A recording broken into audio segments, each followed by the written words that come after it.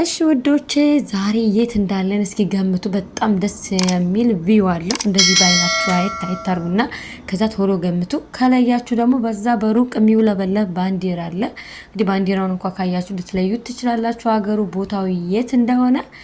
እሺ እኔ ስለማያችሁ ላይ ልንገራችሁ። እዚህ ጋር በጣም ደስ የሚል ማራኪ እይታ ያለው ሀገር፣ አየሩ ቀዝቃዛ በጣም ደስ የሚል እንደዚህ በከፊል ስታዩ ገጠራማ ይመስላል፣ እንደዚህ ስታዩ ደግሞ ከተማ ይመስላል። በቃ ደስ የሚል እይታ ያለው ሀገር የት ይመስላችኋል? ቱርክ ነው።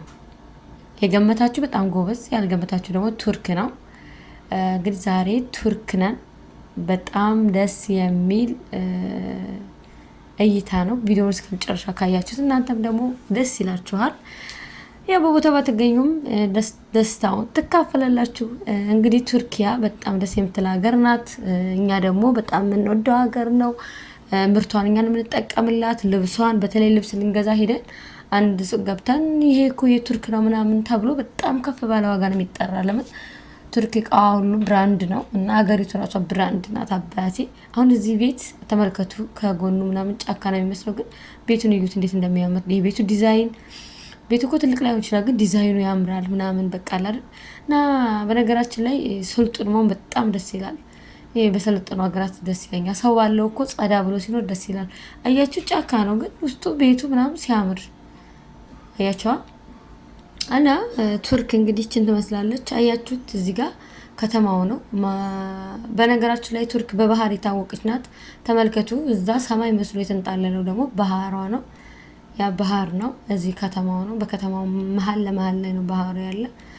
በቃ ደስ ይላል። እንደዚህ በቃ ከምነግራችሁ በላይ እና ከዚህ ያለፈ ደግሞ ቱርክ በቃ ቱርክ ሁሉ ነገሯ ደስ ይላል። ሰላሟ በቃ እና ደግሞ በሻይ የታወቁ ናቸው። የቱርክ ሻይ የታችሁ ከሆነ የቱርክ ሻይ በሻይም የታወቁ ናቸው። በየሁሉም ድራማቸው ላይ ካፌ ገብተው ምናምን ሻይ ነው የሚቀዳላችሁ እና በጣም ደስ የምትል ሀገር ናት እላችኋለሁ። ዘና በሉ እናንተም ተመልከቱ። ባህሩ እንግዲህ ድራማ ላይ የምናየው ባህር እዚህ ጋር በአካል አለ ማለት ነው።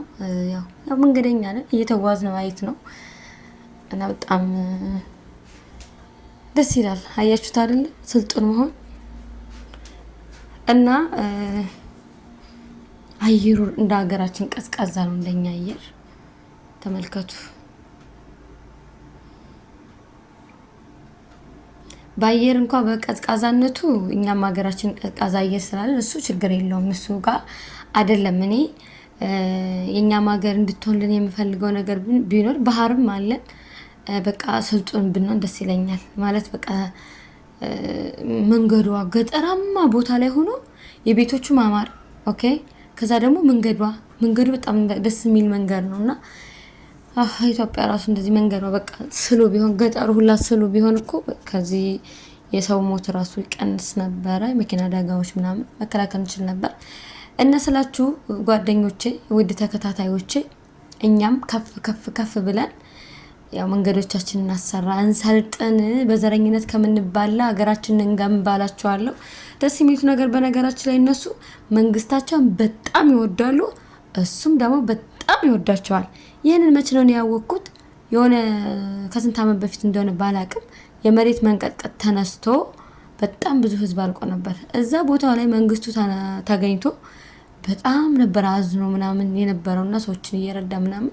ከዛ እነሱም ደግሞ በጣም ይወዱታል። ባባ ነው የሚሉት። በቃ ደስ ይላል። እውነትም ባባ ሲያንሰው ነው አባቴ መባል ሲያንሰው ነው እውነትም አባት። ስለዚህ መከባበር ጥሩ ነው። መከባበር ሰላምን ያመጣል።